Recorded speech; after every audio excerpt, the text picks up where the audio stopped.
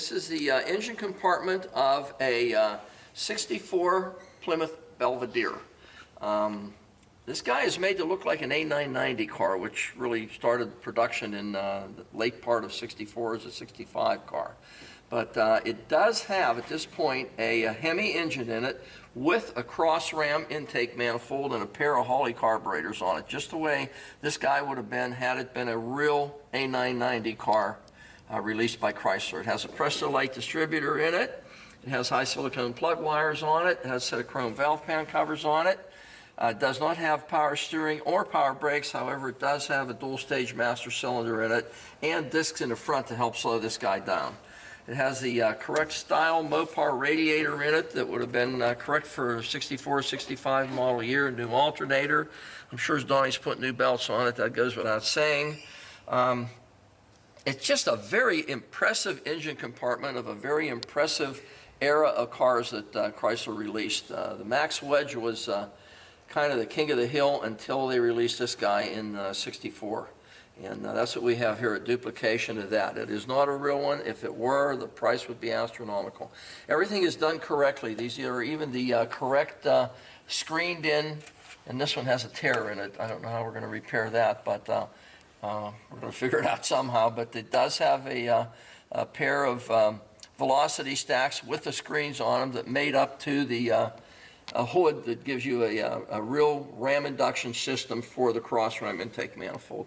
Very impressive engine. These motors made a ton of horsepower, and this is the duplication thereof. So we're going to go around the rest of it and show you whatever we can. Here at Hanksters in Daytona, and we're going to present to you today a really special guest that we have.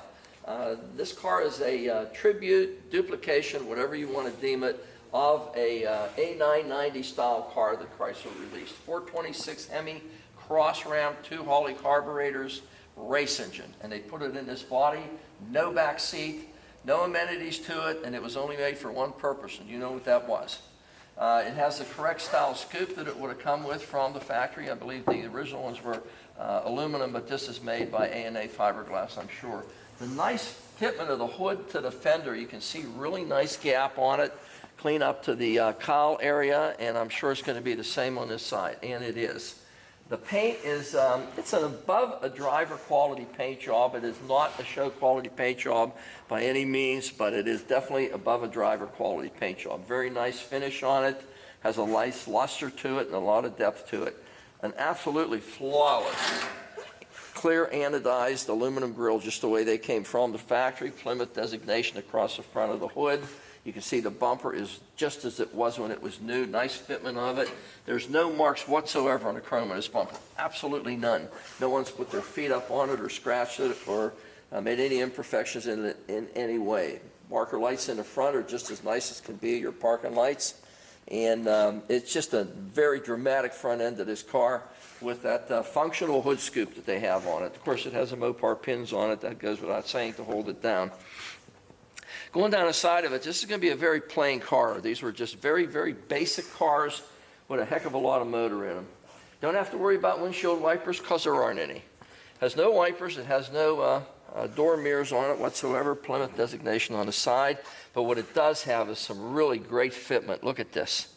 The door to the fender, to the cowl, to the hood.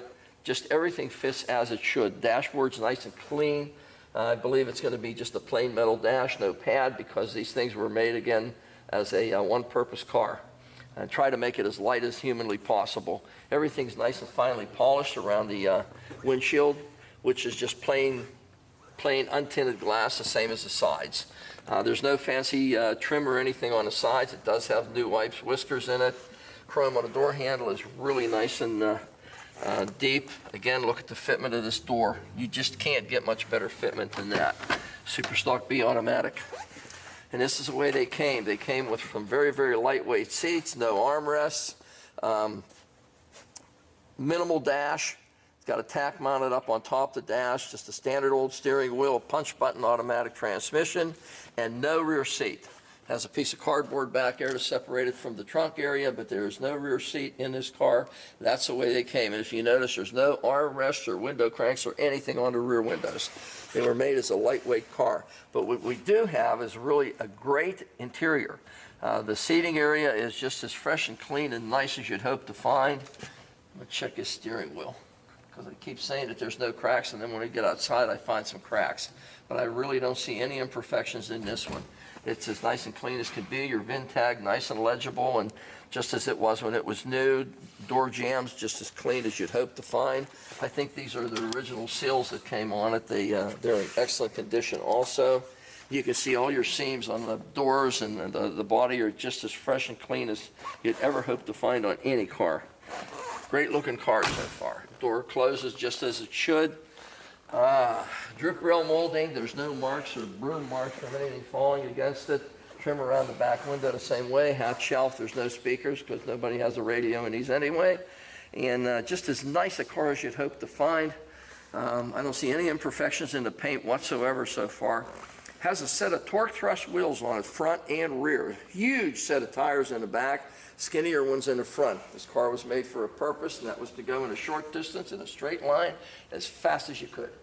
Going around the side and then the back, I got to mention the side is just laser straight. I mean, there's just, from this point, it looks as though there are no doors on the car. That's how straight and how well the car is fitted, door to the quarters and the front fenders. Going around the back, you can see the anodized aluminum and the chrome around the tail lights. Everything is as fresh and clean as you'd ever hope to find on any car. Fitment of the deck lid is the same as it was with the hood. Everything lines up just as it should. And again, it's above a driver quality paint job. I'm not going to call it, you know, exquisite or show quality. It is not, but it is certainly better than a driver quality paint job on a vehicle. Bumper in the back, the same as it was in the front. There's absolutely no scuffs or marks or imperfections in the chrome. Appears to be a 3-inch exhaust with the correct style turn downs. They didn't have chrome tips back then. Again, the bezels around the taillight assemblies, absolutely gorgeous. Look at the fitment of the trim too, just as really nice as you could get, especially for cars in that era. Got a battery in the trunk, the way it would have been from the factory. It wouldn't have had a spare back here, but it does at this point, and it apparently has a jack with it, and there's a handle, so you have your entire jack. It does have the original style cardboard in the back, and it appears to have original quarter panels on it too. They have the sound deadener that was splattered on by Chrysler. I mean, we don't really know if it was a replacement or not, but at this point it looks as though it was original, and it still is the original quarter panel on the car. Fantastic condition. New rubbers in the front, the whole way around this car. Everything is nice and fresh as can be. You can see nothing's ever been disrupted. Jack instructions underneath the rear deck. Just a really nice looking car. Really nice looking.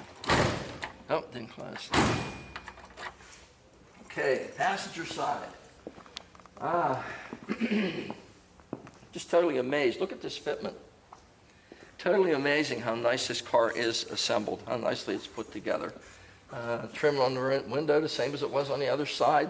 Plain glass, again, no tint whatsoever. Just a plain base car.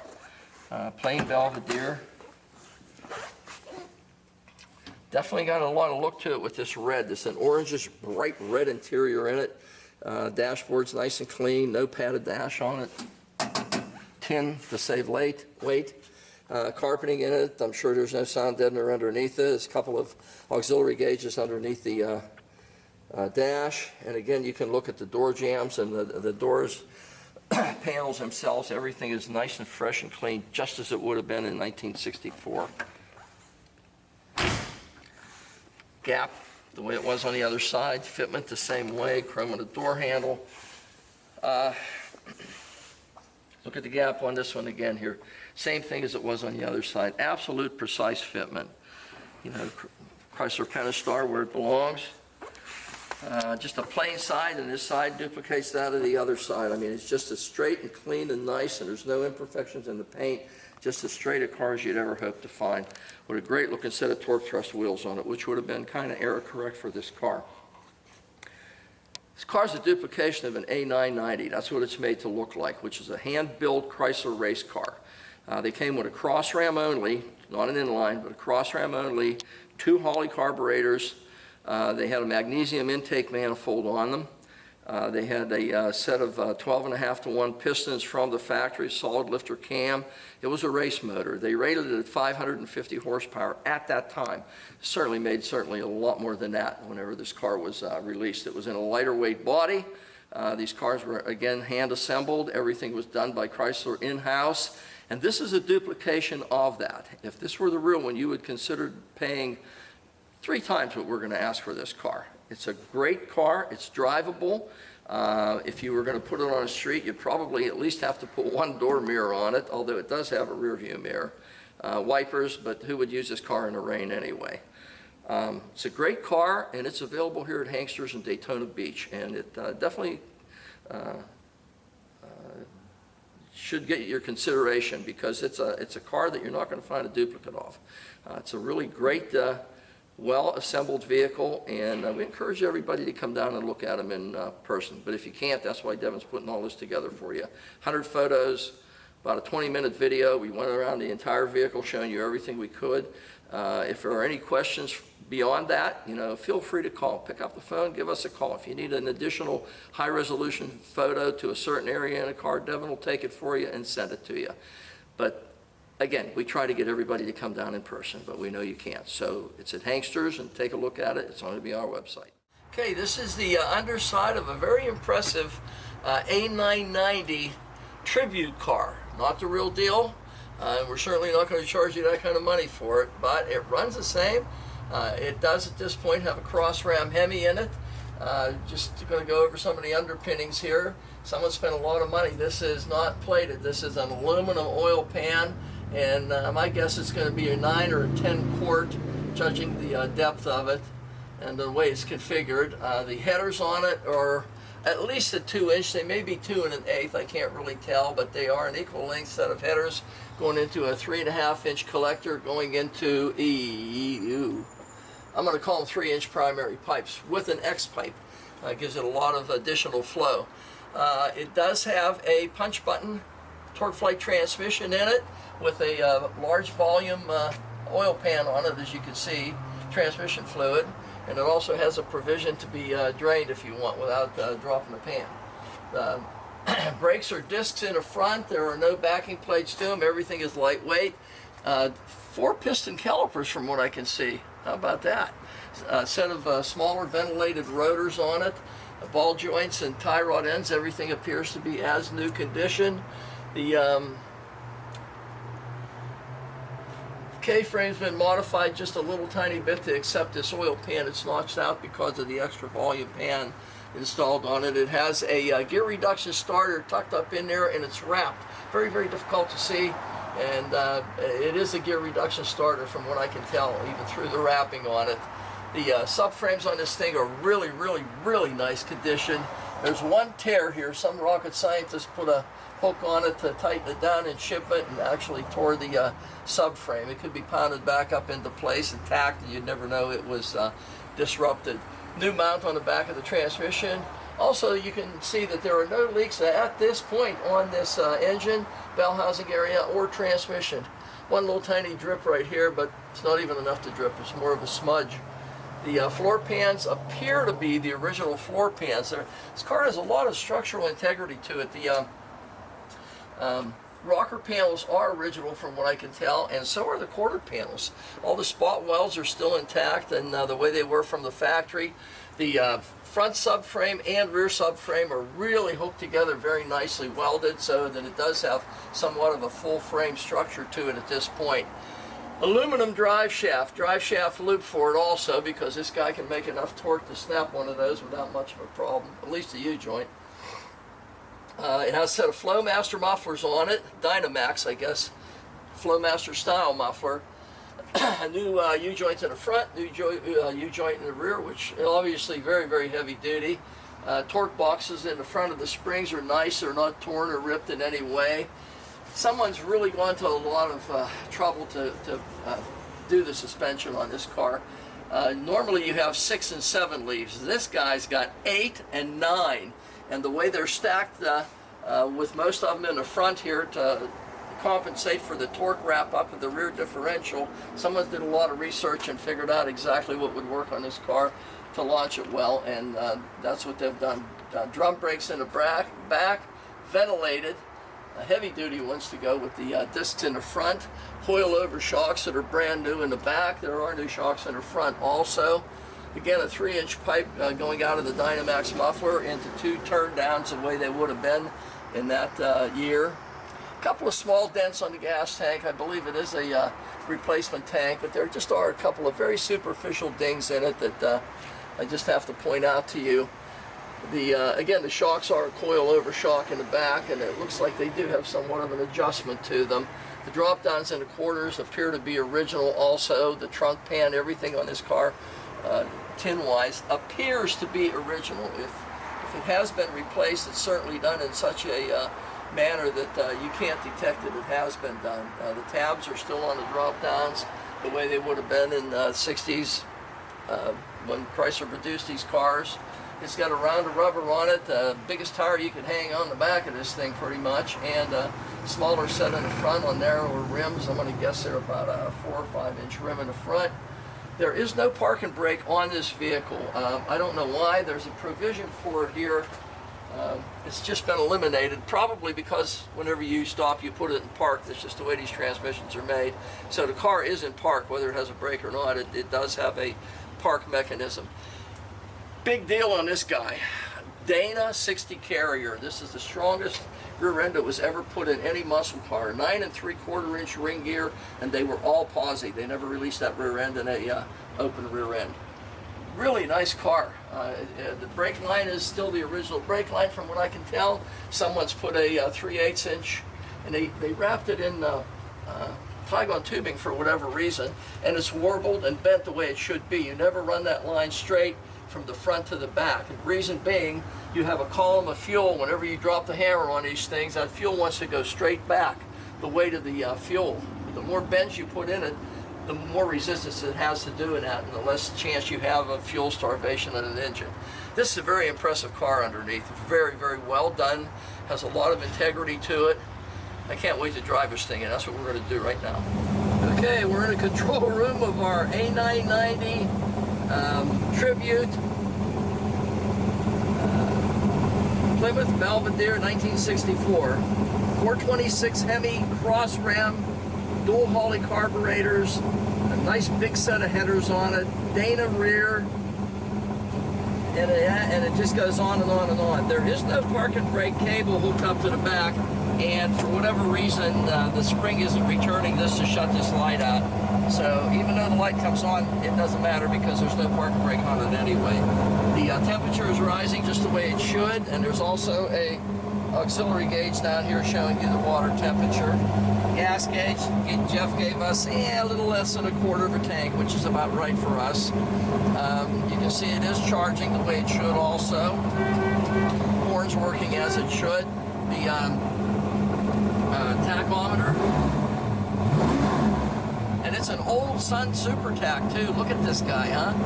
It's got the what is it, 270-degree sweep on the face on it. It's really, really an old tack. That guy's worth a lot of money. No outside mirrors, so you don't have to worry about them. No radio to make any noise and interrupt you listening to the motor. But we do have a rear view mirror. Nice interior in this car. Jeff will show you a slew of pictures of it. Really, really nicely done. Punch button automatic. Turn signal to the left is functioning and blinking. It's over here. I don't think you can see it there, but it's hiding back in this corner here. But it is definitely working. Turn signal to the right. We got a bulb burn. Oh, no, it's blinking. It is blinking. It's a little slow, but it is blinking. So that signal is working also. Let's see here. We don't have to worry about windshield wipers. Of course, there aren't any. Yeah, you don't need them anyway. You're not going to drive this guy in the rain.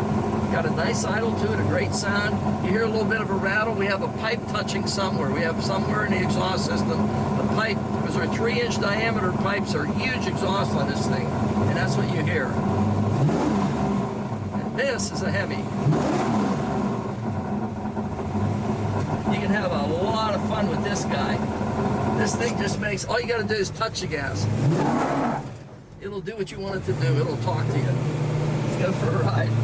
This car goes down the road very nicely. see here.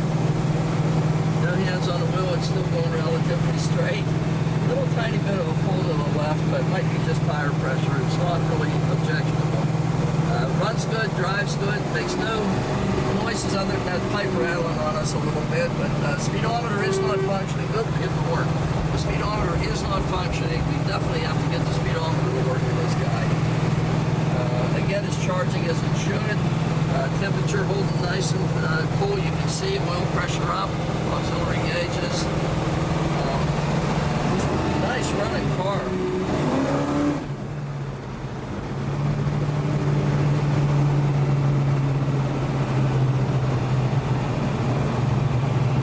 Take this guy out and give it a little bit of a shot here. It's got somewhat street tires on it, and there's no way we're going to get any bite with these things. Just a little.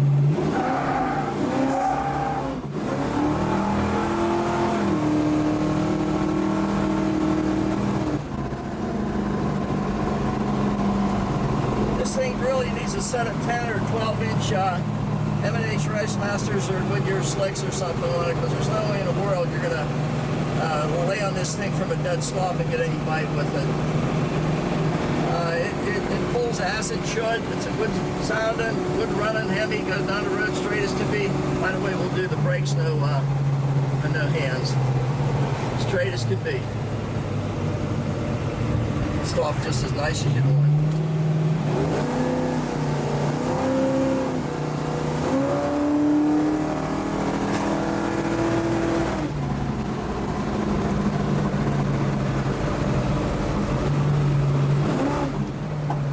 This thing's jumped, just giving it a little shot of gas. Nice running car. You can have a lot of fun with this guy. We're going to go around them, and we can't go too low underneath there. That oil pan, I'd be afraid of hitting it. This is a nice car. It's definitely built as a commemorative of an actual Chrysler produced race car, drag race car, A990 it was called. And they came out in late '64, and then of course they were, you know, a '65 production car for racing only. And then actually there's even a notification on the dashboard there telling you that that's what it is. It's a race car. So they duplicated this thing as near as possible to the actual Chrysler Racer. It performs just like it should too. If you hung a set of tires on the back of this thing, it wouldn't surprise me if you could almost put some paper underneath the front tires. It's a great car, and it's available here at Hangsters at Daytona Beach. And if you want a car that's just going to be an absolute blast to drive and have a lot of fun with, and actually you can drive the car on the road too. It sits at idles. We're sitting at a stoplight right now, and the car's sitting in neutral idling just as nice as can be. Nice little lope to cam to it. You know, it's not wildly cammed like most of them were. You know, if you're going to race it, you'd definitely put more stick in it. But it's a streetable car at this point. It's available here at Hangsters, and this is definitely a car that deserves someone's consideration if they want a nice Mopar to play with and just really enjoy the hell out of it. Hangsters.